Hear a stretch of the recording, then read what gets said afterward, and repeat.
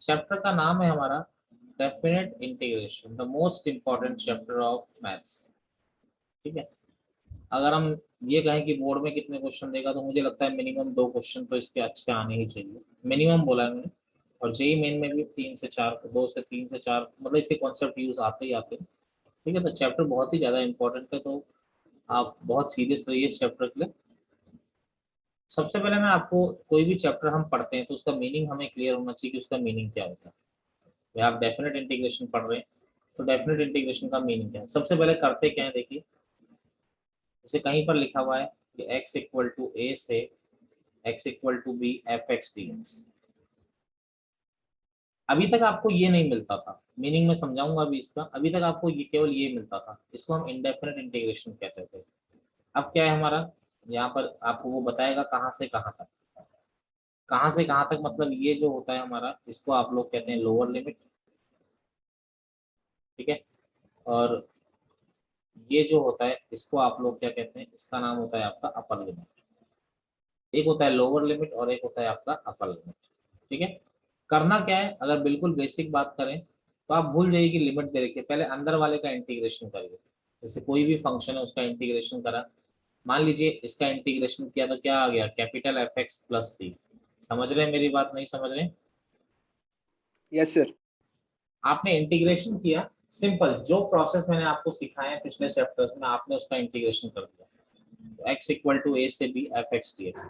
अब इंटीग्रेशन करने के बाद आप एक्स के प्लेस पे क्या रखें, सी क्यों आता है, इंटीग्रेशन कांस्टेंट। अब आप क्या करते हैं, एक्स के प्लेस पे अपर लिमिट रखते हैं, आपने अपर लिमिट रखा, माइनस फिर एक्स के प्लेस पे आपने लोअर लिमिट रखा, एक्स के प्लेस पे आपने क्या रख दिया, लोअर लिमिट रख दिया। तो आपका क्या हो जाएगा, सी से सी कट जाएगा, तो आपका क्या बचेगा, f b minus f a. तो इसीलिए ऐसा कह देते हैं कि जब भी डेफिनेट इंटीग्रेशन होता है तो उसमें प्लस सी लगाने की कोई जरूरत नहीं। ऐसा नहीं है कि आता नहीं, आता है, लेकिन वो सी से सी क्या हो जाएगा आपका, कैंसिल हो जाता है। तो इसीलिए आप सी ना भी लगाएं तो कोई फर्क नहीं पड़ता, और आपको लगाना भी नहीं है। ठीक है। तो आप डायरेक्ट क्या करेंगे, जैसे ए से b f x d x है, तो आपने इसका इंटीग्रेशन किया एफ एक्स, जैसे एग्जांपल ले लेते हैं एक, जस्ट फॉर सिंपल सा, जैसे 0 से π/2 हमने एग्जांपल ले लिया साइन एक्स।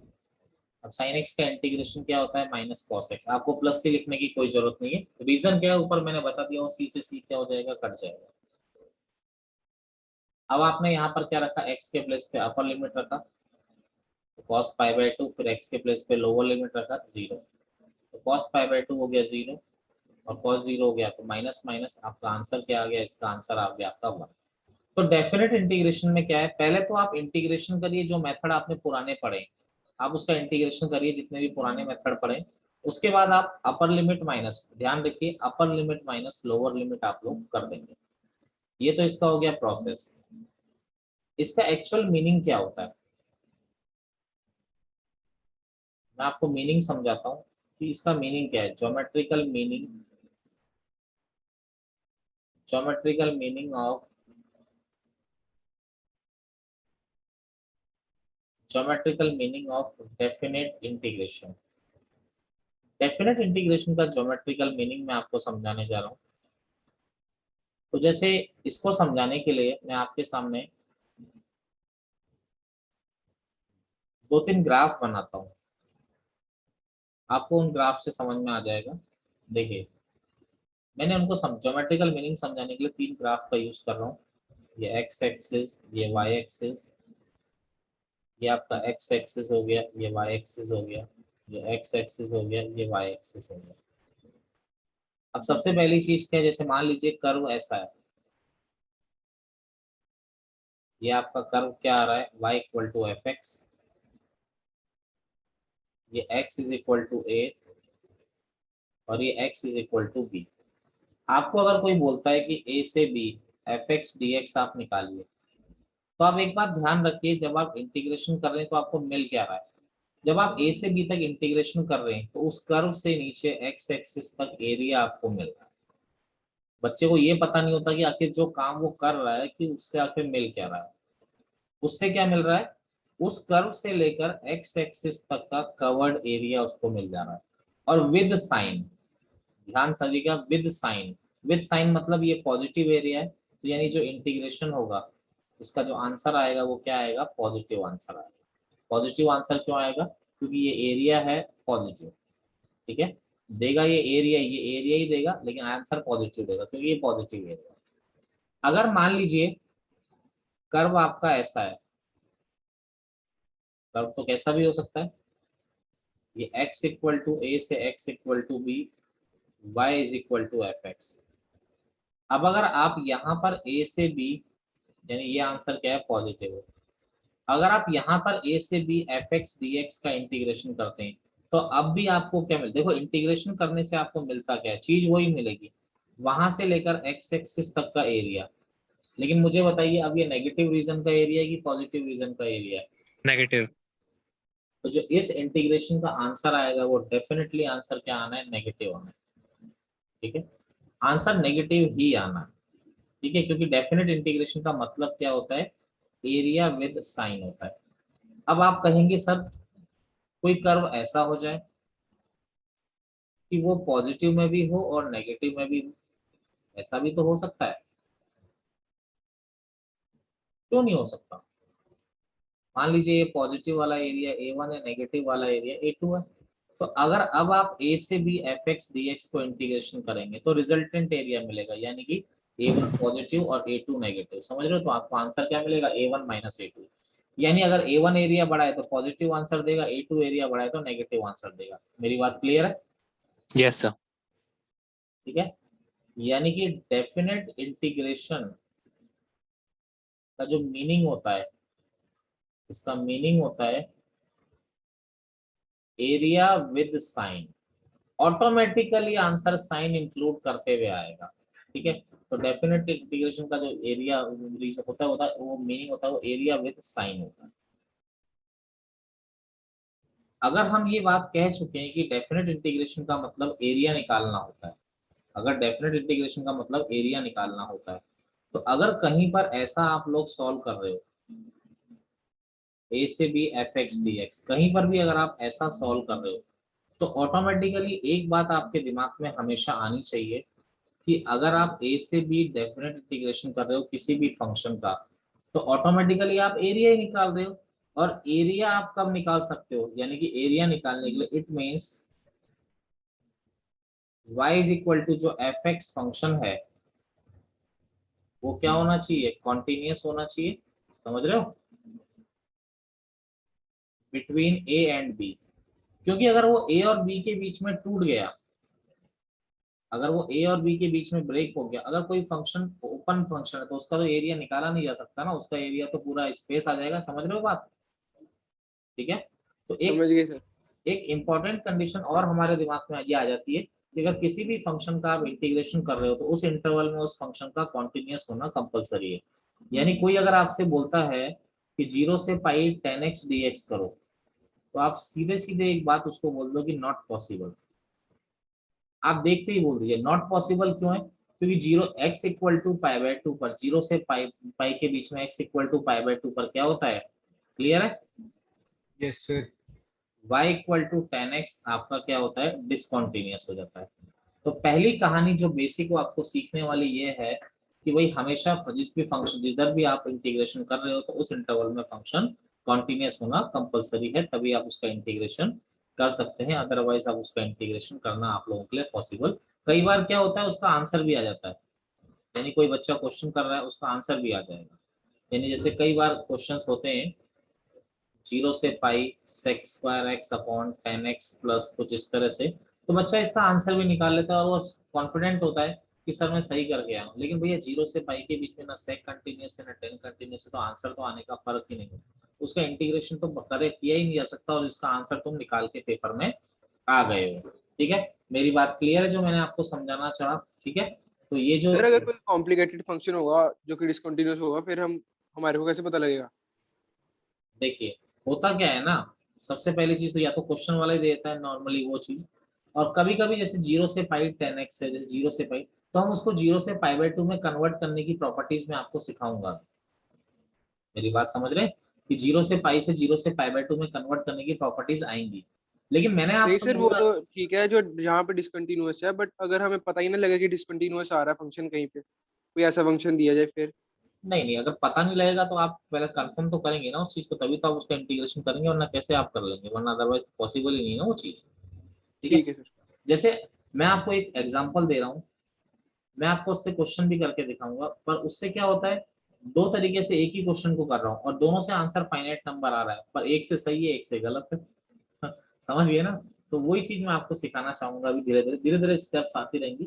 तो सबसे पहली चीज, ये एक इंपॉर्टेंट स्टेप थी जो मैंने आपको सिखाई है, ये नॉर्मली कहीं स्टेटमेंट दिया नहीं जाता, पर जब उसका मतलब एरिया निकालना है तो इसका मतलब तो एरिया तो तभी निकालोगे जब फंक्शन ऑटोमेटिकली कंटिन्यूस होगा, वरना ये निकाल कैसे लोगे एरिया? तो वो चीज आपके लिए पॉसिबल ही नहीं है। अब देखिए कुछ चीजें और मैं आपके सामने बताना चाहता हूँ, जैसे कुछ बेसिक फंक्शन, बेसिक क्वेश्चंस मैं आपके सामने करवाऊँ सारे के सारे। ठीक है। जैसे मान लीजिए, अगर मैं आपके सामने बताऊं यहाँ पे, जैसे कुछ क्वेश्चंस में करवा रहा हूँ, सबसे पहले तो जो बेसिक क्वेश्चंस की प्रैक्टिस के लिए जरूरी है। जैसे मान लीजिए, बिल्कुल जीरो लेवल से ही कराने पड़ेंगे क्योंकि बच्चे बोर्ड की भी तैयारी करते हैं। 1 से 2 x² dx। ठीक है। ठीक है, देखो जी मेरी बात सुनिएगा, जब तक मैं सिक्स प्रॉपर्टी करा रहा हूँ, कोई भी बच्चा जो बोर्ड की प्रिपरेशन कर रहा है ओनली, तो वो जो शुरुआत में ऐसा नहीं, जो भी चल रहा है सब बोर्ड का ही चल रहा है, आप ऐसा ना सोचें कि सर कुछ अलग करा रहे हैं। ठीक है, जो भी बच्चा ओनली, ठीक है, सिक्स प्रॉपर्टी जहां तक मैं कराऊंगा वो बोर्ड ही है। ठीक है, कुछ चेंजेस नहीं है, सब सेम ही होगा। 1 से 2 x² dx, तो देखो एक्स स्क्वायर का इंटीग्रेशन करो, क्या होता है एक्स स्क्वायर का इंटीग्रेशन? x³ / 3। सीधा सीधा आपने x³ / 3। अब 1 से 2 इंटीग्रेशन हो चुका, अब x के प्लेस पे अपर लिमिट रखी, फिर लोअर लिमिट रखी, तो 1/3 ये आ गया 8 - 1, 8 - 1 यानी आपका आंसर क्या आ गया? 7/3 आंसर आया। इसका मीनिंग क्या हुआ? ज्योमेट्रिकल मीनिंग अगर आप जानना चाहें तो भाई एक्स स्क्वायर आपका कैसा कर्व है, y = x² ऐसा कर्व है। आपने इसका 1 से 3 तक का आपने ये एरिया निकाला है। मेरी बात समझ में आई आपको? ज्योमेट्रिकल मीनिंग का सर मतलब, 1 से 2 या 1 से 3? हाँ मतलब 1 से 2 तक का आपने क्या निकाला है, इसका एरिया निकाला है। समझ गए ना मेरी बात? ज्योमेट्रिकली आपने निकाला क्या है। Yes sir.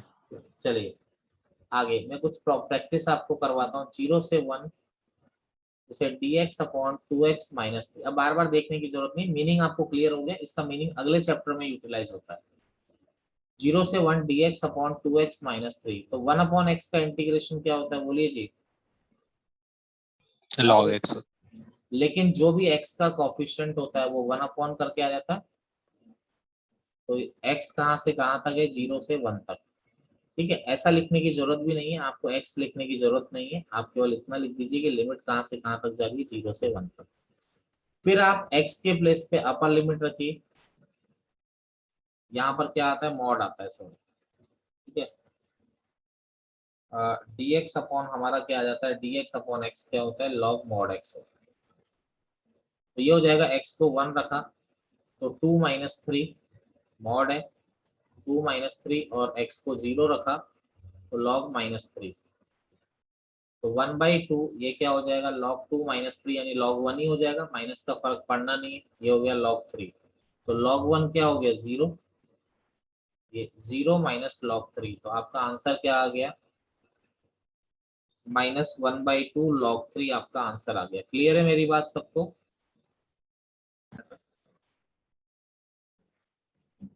जैसे 0 से π/4 आपको दे दिया जाए tan²x। अब tan²x का इंटीग्रेशन मैंने ही क्लास में कराया है। भाई हम क्या लिखते हैं? sec² x - 1 लिख देते हैं ना tan²x को। Yes sir. तो tan²x को हमने लिख दिया sec² x - 1 dx। तो 0 से π/4 sec² x dx माइनस 0 से π/4 dx। अब sec² x का इंटीग्रेशन क्या हो गया आपका? tan x, 0 से π/4, और dx का इंटीग्रेशन x, 0 से π/4। तो अब upper limit minus lower limit, यानी tan π/4 - tan 0 माइनस π/4 - 0, तो ये हो जाता है 1 - 0 -π/4। तो आपका आंसर क्या आ जाएगा? इसका आपका आंसर आ जाएगा 1 - π/4। ठीक है, क्लियर? Yes, sir. चलिए आगे चलते हैं। जैसे आपको बोल दिया जाए 0 से π/2, जैसे आपको बोल दिया जाए sin स्क्वायर x dx, बहुत छोटा छोटा क्वेश्चन है, ठीक है। 0 से π/2 sin स्क्वायर x। अब क्या आप लोगों को याद है sin स्क्वायर x का इंटीग्रेशन आप कैसे करते थे? yes sir, 1 minus Yes, cos sir. theta upon 2. चलो, कई बच्चों को नहीं पता होता है बच्चे। cos 2 थीटा को हम लिखते Cos थे 2. 1 माइनस 2 sin स्क्वायर थीटा। तो यहाँ से sin स्क्वायर थीटा का वैल्यू हम निकालते थे 1 माइनस cos 2 थीटा अपॉन 2। ये सब मैंने ही कराया है क्लास में। तो 0 से π/2 1 minus cos 2x upon 2 dx, ठीक है। तो इसको अलग अलग किया, 1/2 0 से π/2 dx 1 के साथ अलग कर दिया और 0 से π/2 cos 2x के साथ अलग कर दिया। तो देखिए dx का हो गया x 0 से π/2, cos 2x cos का क्या हो गया sin 2x, 2x का 1/2 0 से π/2, ठीक है। 1/2 π/2 माइनस 0 माइनस 1/2, जब x को तुम π/2 रखोगे तो 2 इंटू π/2 साइन पाई हो जाएगा और लोअर लिमिट साइन 0। ये हो गया π/2 माइनस 1/2, साइन पाई क्या होता है 0 और साइन 0 भी 0 होता है। तो 1/2 इंटू π/2 आपका आंसर क्या हो जाएगा π/4। क्लियर है? मैं नहीं है मेरी बात बोलिए। Clear है sir. देखिए अगला प्रॉब्लम है 0 से π/4 under root 1 plus sine 2x dx। तो देखिए अगर हम लोग बात करते हैं तो इसको सिंप्लीफाई करने का मैंने बताया था कि 1 sine 2 Sin theta, square plus cos square. बिल्कुल साइन 2 थीटा क्या होता है आपका 2 साइन थीटा कॉस थीटा होता है। तो 1 को लिख दिया हमने sine square x plus cos square x, sine 2x क्या हो गया,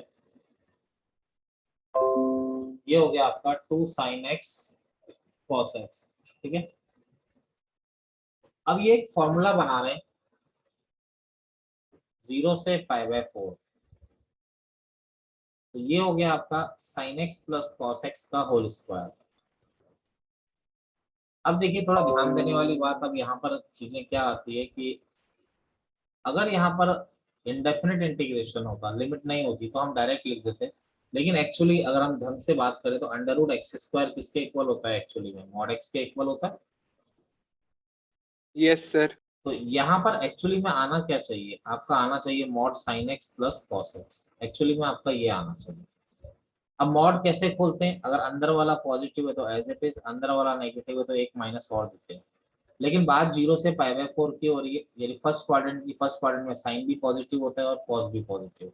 अब दोनों अगर पॉजिटिव है, अगर दोनों नंबर अंदर वाला पॉजिटिव है तो मॉड की कोई रिक्वायरमेंट हमें रहती नहीं, तो इसीलिए यहाँ पर मॉड की कोई रिक्वायरमेंट हमको नहीं है। लेकिन एक्चुअली में आता तो है, ठीक है, कई जगह हो सकता है हो जाए और होगी भी सही। अब देखिए अलग अलग किया, 0 से π/4 साइन एक्स dx प्लस 0 से π/4 cos x dx। Sine x का क्या हो गया माइनस cos x 0 से π/4, cos x का क्या हो गया साइन एक्स 0 से π/4। तो यहाँ पे रखा तो देखिए क्या आ गया cos π/4 minus cos 0 plus sine π/4 minus sine 0। cos π/4 क्या होता है 1/√2 cos 0 1, साइन π/4 1/√2 साइन 0 0। तो माइनस 1/√2 प्लस 1 और प्लस 1/√2, इससे ये कैंसिल हो गया, तो आपका आंसर क्या आ गया 1, आपका आंसर आ गया। क्लियर है मेरी बात? नहीं है बोलिए बोलिए। Yes. ऐसे अगर क्वेश्चन ऐसा होता आपका, देखिए क्वेश्चन को मैं थोड़ा सा चेंज करना चाहता हूँ 0 से π/2, क्योंकि बच्चे सारे समझदारी बैठे हमारे।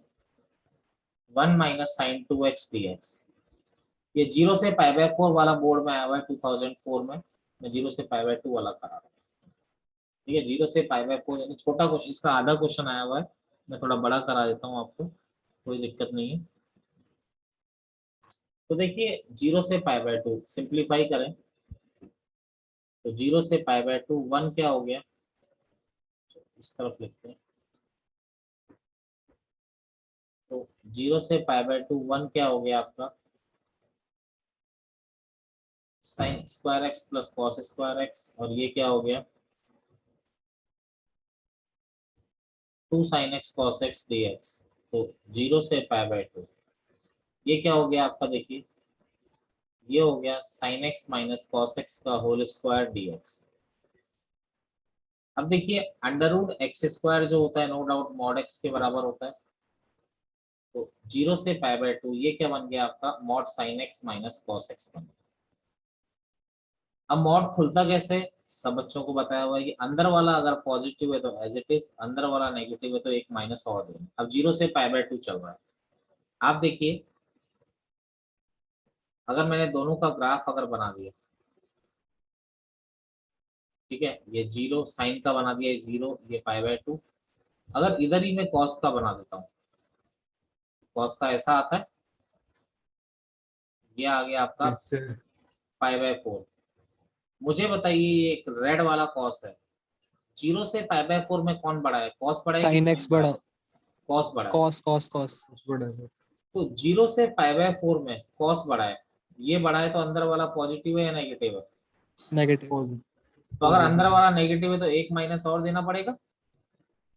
Yes Yes, sir. अगला फिर पाई बाय 4 से पाई बाय 2 में बात करिए, साइन बड़ा है कि कॉस बड़ा है? साइन साइन अब की बार साइन बड़ा है, तो बड़े में से छोटे को माइनस करोगे तो पॉजिटिव ही है। पॉजिटिव। अगर ये पॉजिटिव है तो फिर मॉड की कोई जरूरत नहीं। समझ रहे हो नहीं समझ रहे हो? Yes, sir. चलिए अब देखिए इस पर कहानी हम लोग आगे बढ़ाते हैं। ये तो मैं आप लोगों को 11 से कराते आ रहा हूँ ये चीजें तो, और इसको सही लिख दिया तो ये cos x minus sine x हो गया, बिग एक्स प्लस ये तो पाई बाय 4 से पाई by 2 sine x minus cos x d x. आप लोग कर सकते हैं इसको, सॉल्व तो कर ही सकते हैं ना हम लोग, क्या आंसर आ रहा है देखिए मैं कर देता Yes, sir. Yes, हूँ। sir. कॉस एक्स का साइन एक्स हो गया 0 से पाई बाय 4, ये साइन एक्स का माइनस कॉस एक्स हो जाएगा, तो माइनस माइनस प्लस,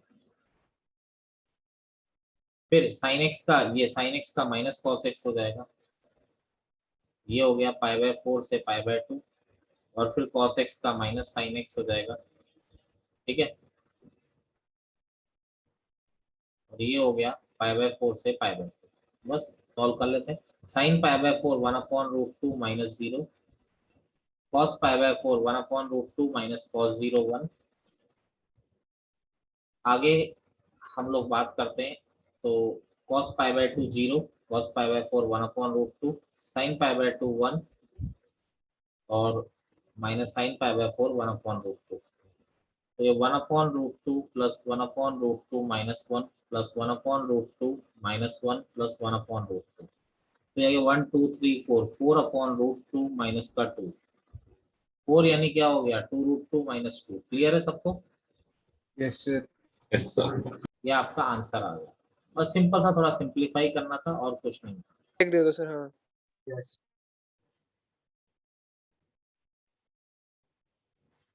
देखिए 1 से